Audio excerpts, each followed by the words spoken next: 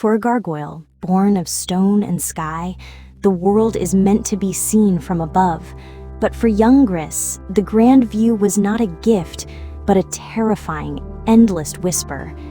Every glance down was a fall, a dizzying reminder of the one thing he could never bring himself to do: let go. And so he remained, a prisoner of the perch, clinging to the safety of cold, unmoving stone. He would watch his brothers take to the evening winds, their freedom a beautiful ache in his stony heart. He was a creature of the air who could only dream of it. Then, one morning, a visitor arrived. She was very small, very determined, and had a rather surprising idea about landscape architecture. Gris, who had mastered the art of perfect stillness, was suddenly faced with a problem that wiggled. A problem he could not simply ignore.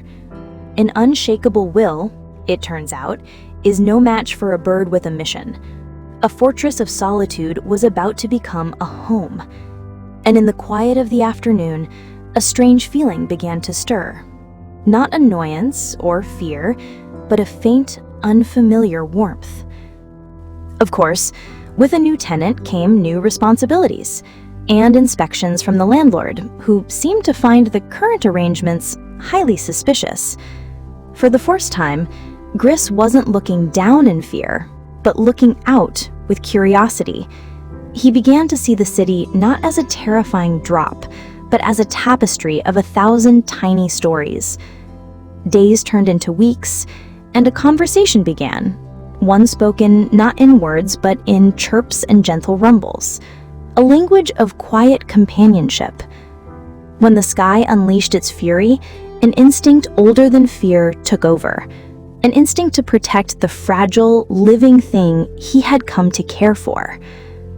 After the storm, the world felt new, and a silent promise was made, a bond forged in the heart of the tempest, sealed with a gentle touch. There comes a time when every nest, no matter how safe, must be left behind. But the first step is always the hardest. It is a frightening thing to stand at the edge of the world, and sometimes all you need to know you are not facing it alone. He saw his own fear reflected in her tiny eyes, and he knew in that moment that his courage was no longer his alone. It was hers too. To find your own bravery is a victory, but to give it to another, that is a gift. And with a single steady nod, the gargoyle offered the little bird his own. And so she leaped, not into the empty air, but into a promise that the world would be there to catch her. She discovered what Gris had always known in his heart, that she was born to fly. The sky was not something to be feared, but a home waiting to welcome her. He felt the lightness in his own heart as he watched her soar. His fear had not disappeared, but it had made room for something much, much bigger: pride. And when he dared to look down again, the world no longer screamed. It sang, a quiet hymn of rooftops and rivers, of life and light. The perch was still his home, but it was no longer a prison. It was simply a place to sit and watch the sun say goodnight. Friendship doesn't end when paths diverge. It becomes a familiar flight path, a happy greeting on the evening breeze.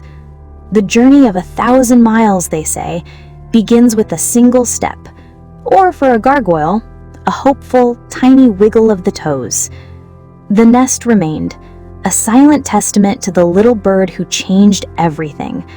A reminder that the greatest courage is found when we have something precious to protect. For Gris was no longer just a gargoyle of stone. He was a guardian, a friend, and a quiet, steadfast watcher of the sky. Finally, at peace.